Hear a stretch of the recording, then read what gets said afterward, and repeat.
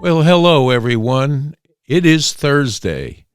I'm John here with Kaiser, and you are watching the Kaiser Report. So a lot is going on right now in our country that we need to be very, very proud of, and that is the deal that has been signed in Egypt yesterday on behest of Donald Trump here in the United States, which is a peace agreement that is in phase one and starting for hostage releases from Hamas to Israel and vice versa. This is the beginning of one of the biggest peace deals ever brokered in the Middle East, and it is a wonderful experience that is being enjoyed by the populations in the Middle East today over the fact that they may once again enter into a peace and prosperity segment for not only Israel and the Palestinian peoples, but also all of their neighboring people that had to worry about this war. This should put an end to the Houthi rebels and everything connected with the Hamas regime that has been being backed by Iran. And then in the news today, Iran is now asking for meetings and want to discuss things with our cabinet here and hopefully our president, Donald Trump.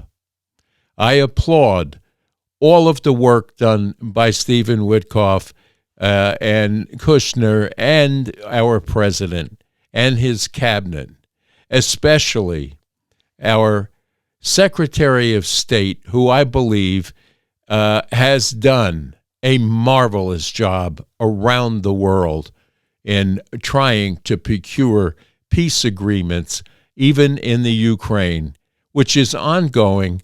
But now this may be the domino that triggers the fall of all that is going wrong over there in the Ukraine between them and the Russian problems that they're having with regard to settling out territorial disputes and the like.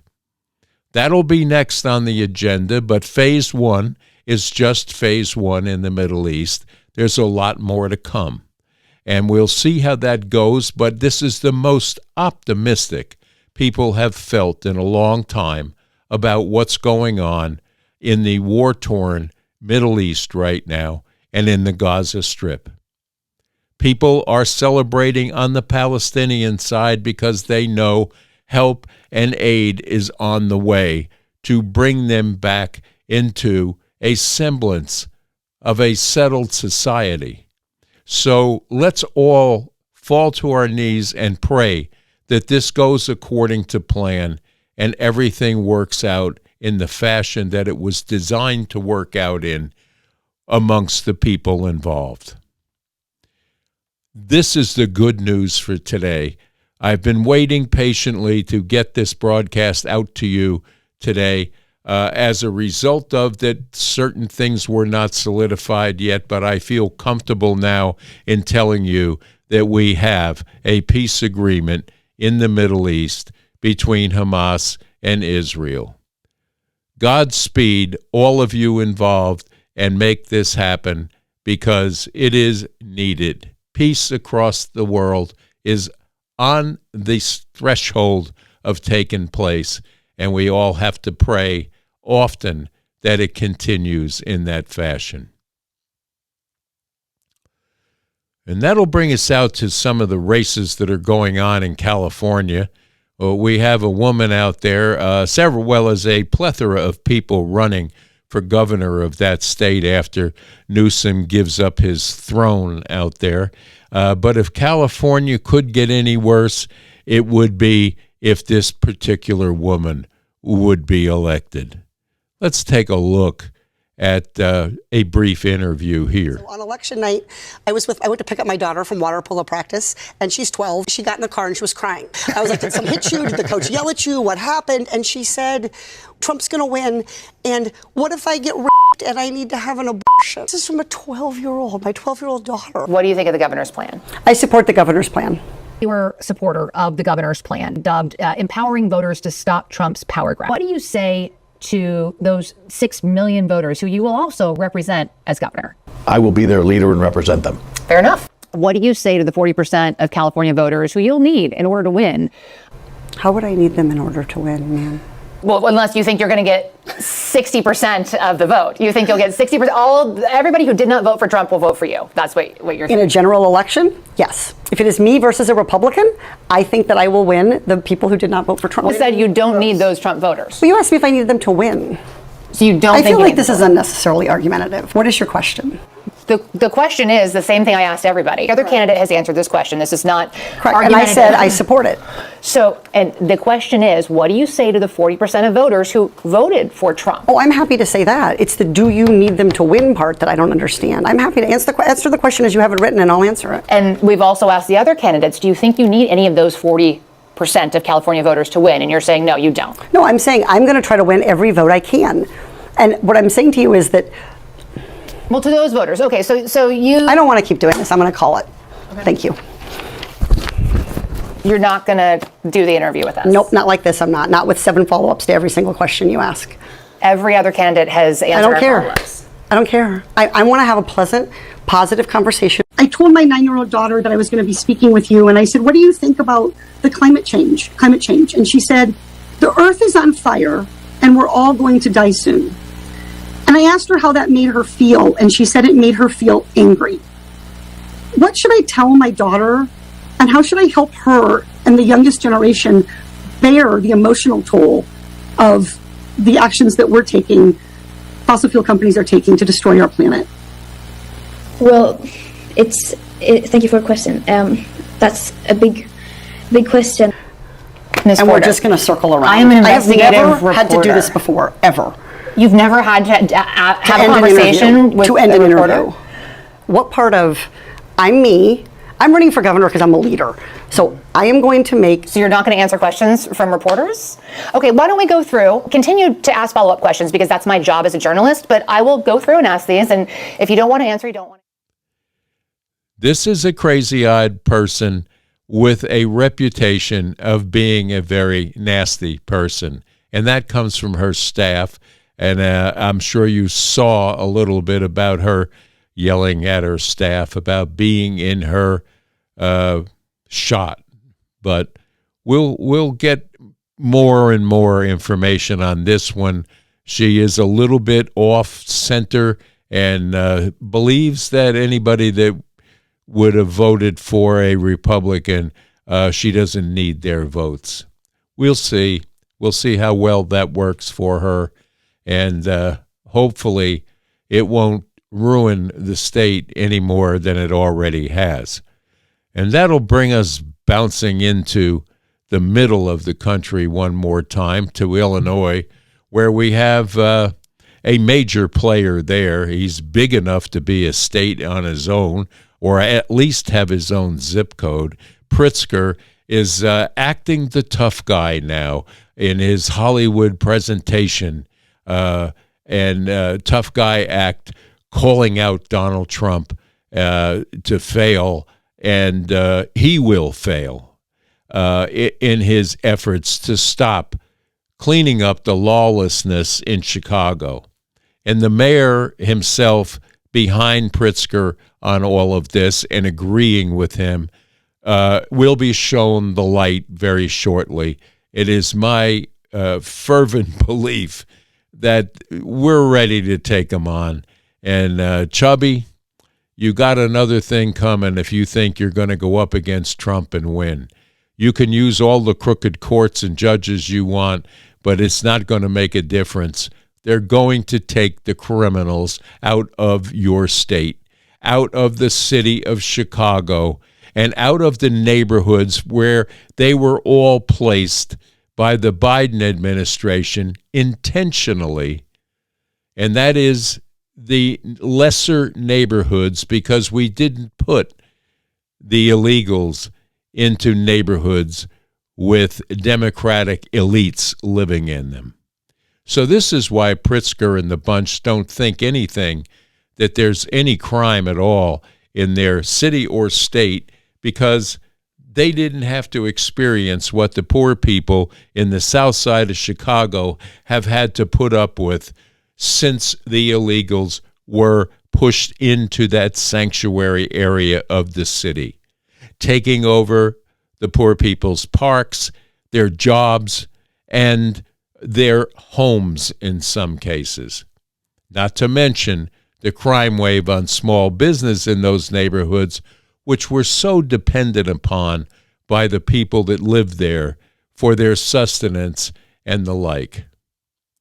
Pritzker, you're not winning here, and if you think you are, well, you may want to rethink all of that. Let's take a look at the tough guy right here.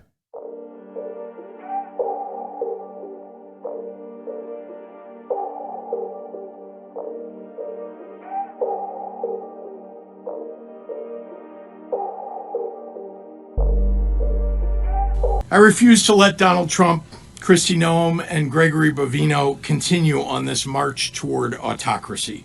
You people sound like a broken record. Their plan all along has been to cause chaos, and then they can use that chaos to consolidate Donald Trump's power. They think they can fool us all into thinking that the way to get out of this crisis that they created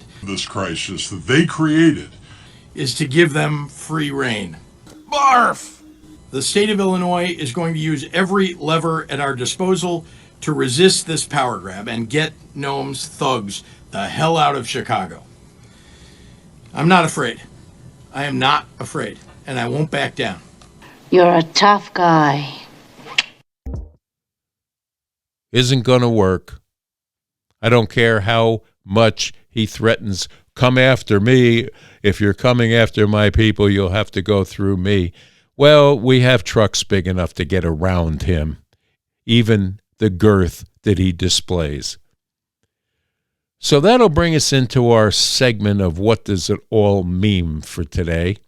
And it's a satirical look through what has transpired over the last couple of weeks and what's going on in and around the country here, and the thoughts or thoughtlessness of the Democratic leaders that are so intent on keeping the entire government closed to get their $1.5 trillion that they want for specialty programs and health care for the illegals. I know you're not supposed to say that because they'll deny it to the nth degree, but they're being called out on their stuff now. The COVID emergency release, there is no COVID right now for to have that kind of expenditures going out to programs such as PBS, and God only knows where it will be hidden next. We know what Elon Musk had uncovered. We know what we wanted to pull back through Doge, and they want to put it all right back in, because this is their personal slush fund for getting votes out of people, in some cases, that are not legally allowed to vote. We know that now. It's been brought up. We've seen it, and we understand it. So there's no need to feel down at all, and no need to be in fear of the government shutdown affecting mainstream America. Take a look at our stock market.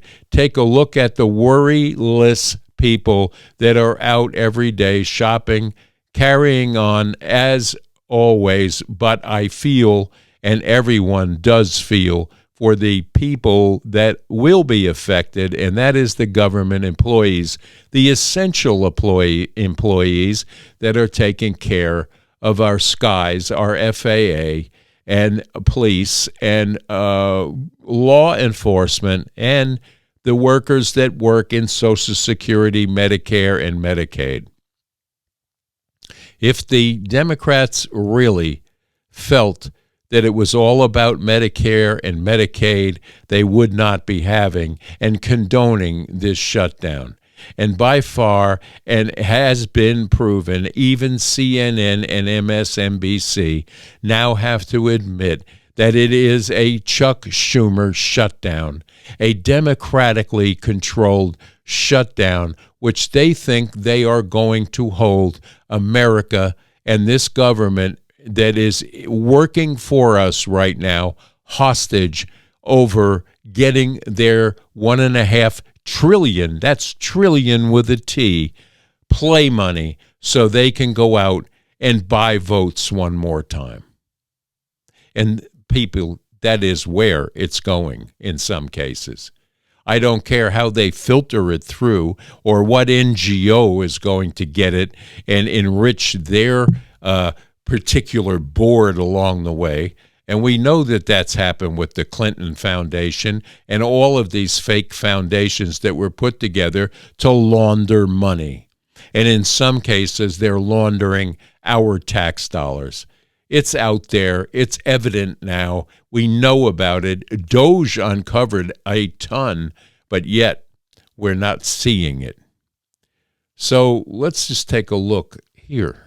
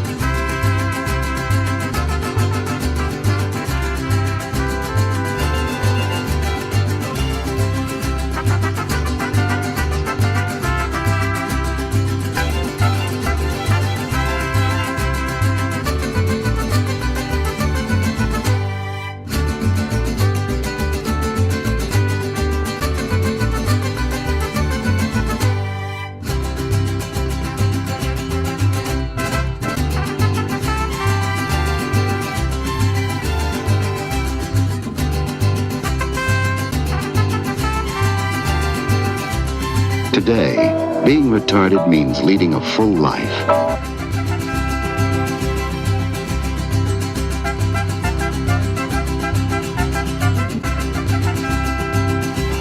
Mr. President, regarding Antifa, regarding designating them a terrorist organization, when they don't have defined leadership or membership, how do you target them? We're going to find out, right? We're going to see. People have been talking about it for a long time. We're going to see. Did they have anything to do with your network? Somebody's got to do something about Antifa and the left, because this is not a right-wing problem. This is a left-wing. This is a left-wing problem. White supremacists. Antifa is an idea, not an organization. Oh, you got it. Not militia. Joe Biden says Antifa is just an idea. Well, ideas don't assault cops and they don't burn down buildings. Antifa is a domestic terrorist organization. Should Joe Biden, the Democratic Party, Kamala Harris, should they publicly denounce the Antifa as a domestic terrorist organization? They should. I think they're afraid to. In my book, it's virtually a part of their campaign. Antifa, the Democrats act like, gee, I don't know exactly what that is. Yeah. Crooked Joe is a low IQ individual. You know this. Did you ever hear this? Well, there is no need for us to be worried, because sooner or later they're going to have to give up the fight to try and get illegals money one more time and to repopulate certain sanctuary cities so they can gerrymander the votes and also the census in some of these cities to make sure that those cities stay in Democratic hands. And we all know what a great job the Democratic hands have done in cities like Chicago, like New York, like L.A., like San Francisco, and I could go on, even up in Maine, where you have Democratic-controlled state houses that are up to no good when it comes to spending your tax dollars. So with that, we're going to take an exit here, one of our favorite exits, right to Stupid Town.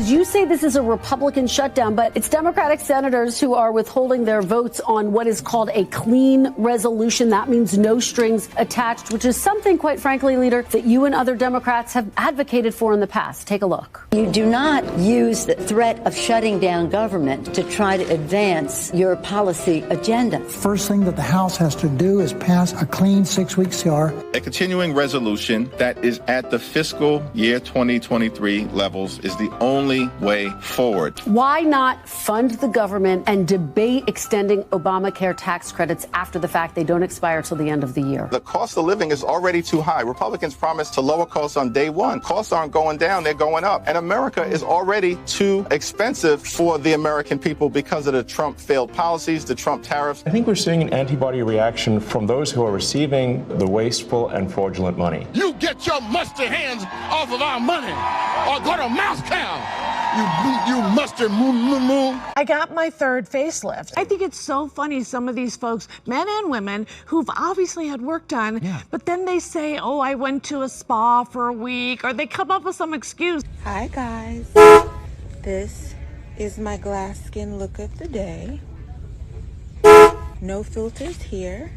It's painful. Yeah. And when people say it isn't, they're lying. Yeah. I'm 87 years old. This is the most frightening moment of my life. And we should all be very scared. No president has ever sent troops into the Democratic cities across the country saying full force. No president, as far as I know, has tried to control the Federal Reserve, the central bank. He is amassing power in a way that will destroy our democracy. And so we're going to stand up. We're creatives. We're storytellers. We can do it creatively. We can have a good time while we do it. But we want to push back, and we want to model what creative, nonviolent, non-cooperation looks like. Yanking. They took fat from my thigh, and they did it with liposuction, and then they put it in my face. It went from my thigh to my face. Hi, friends. Today is a glass skin day.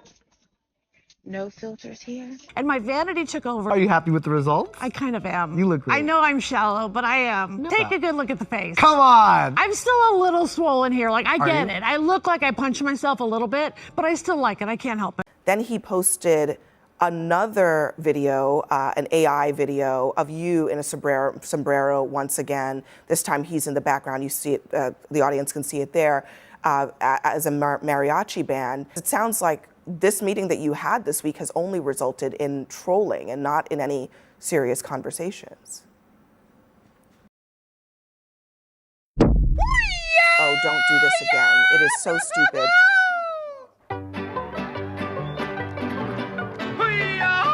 Why are you doing this? It is so silly. Okay, thank you. We have to move on. Okay, that is good. We're done.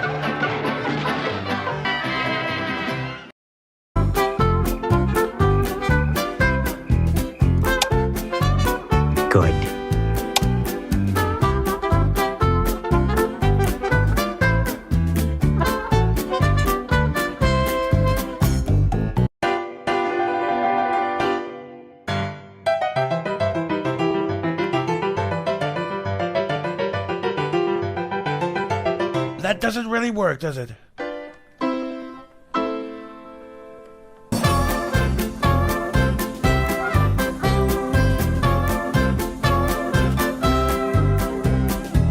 There's one thing I really want to say to Donald Trump. If you come for my people, you come through me. So come and get me.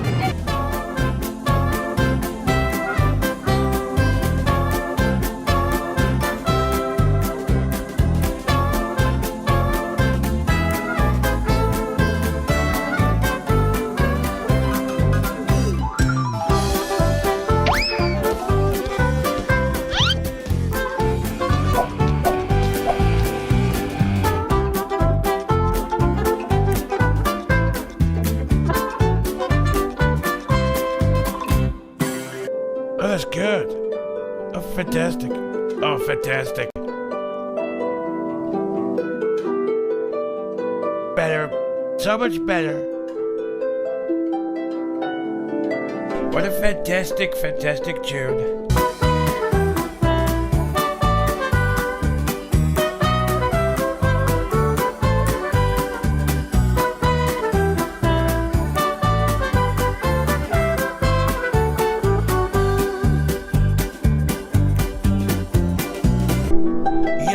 Young man, there's no need to feel down.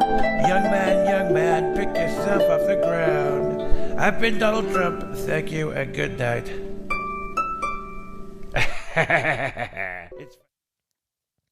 I hope you enjoyed Stupid Town today. We enjoy putting it together for you to take a look at and feel a funny bone trigger every now and then, because a laugh is needed by all of us in this day and time. But we have a lot to smile about today. We have our president who has brokered, which looks like a historic peace deal in the Middle East, and pray every day that it holds and that it goes through the way I and everyone else believes it is going to. Even MSNBC is being optimistic about it, which kind of worries me in a way, because they're not usually optimistic about anything involving Donald Trump or his cabinet or this whole administration.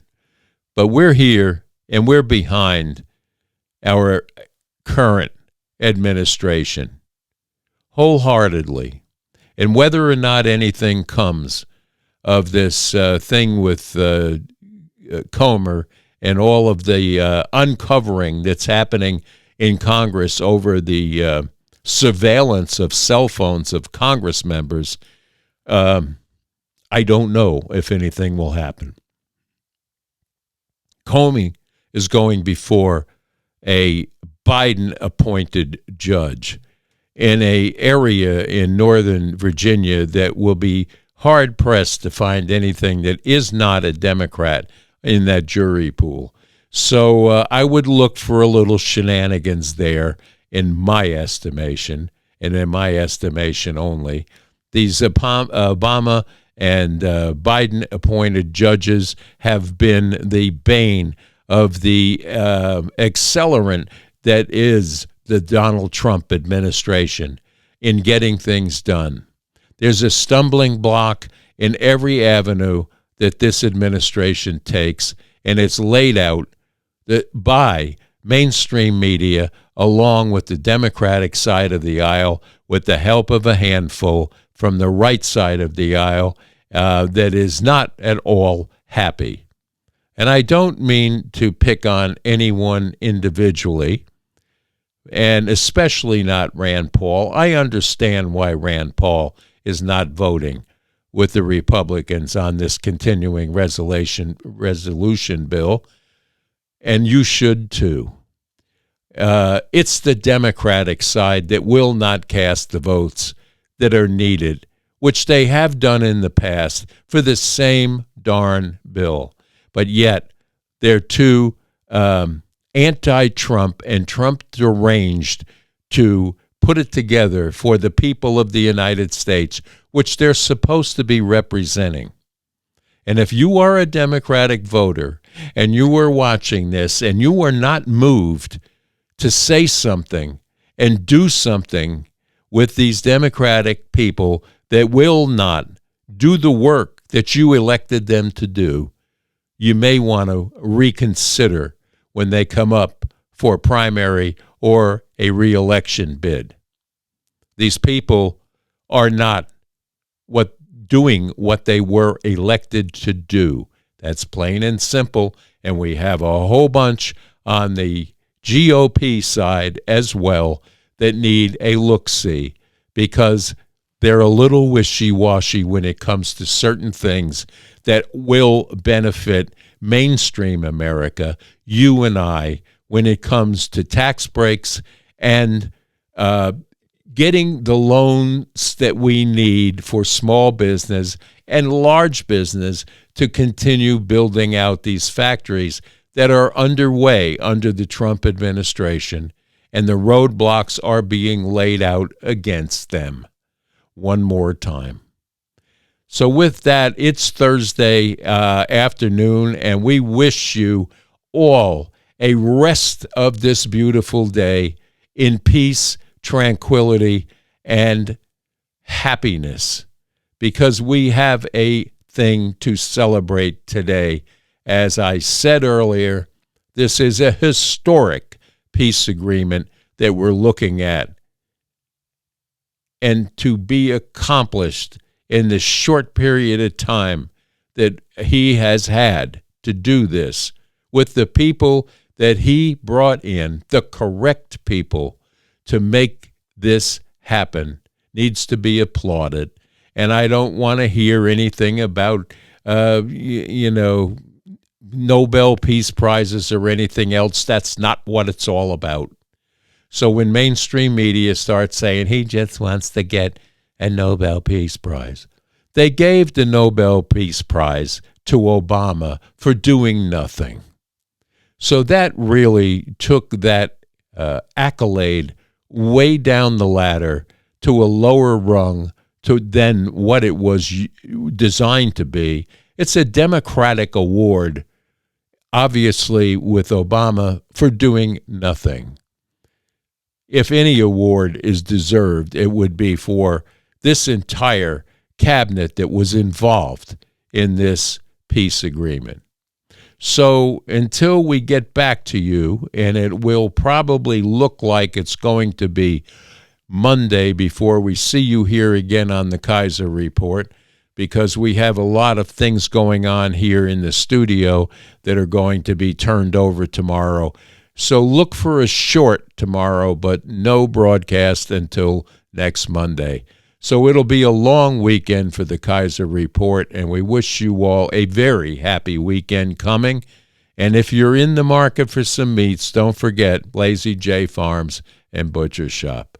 And until Monday, stay safe, stay strong, and pray often for not only the Kaiser Report, but for this peace agreement to solidify and take effect soon. So until Monday, bye-bye. May God bless you all.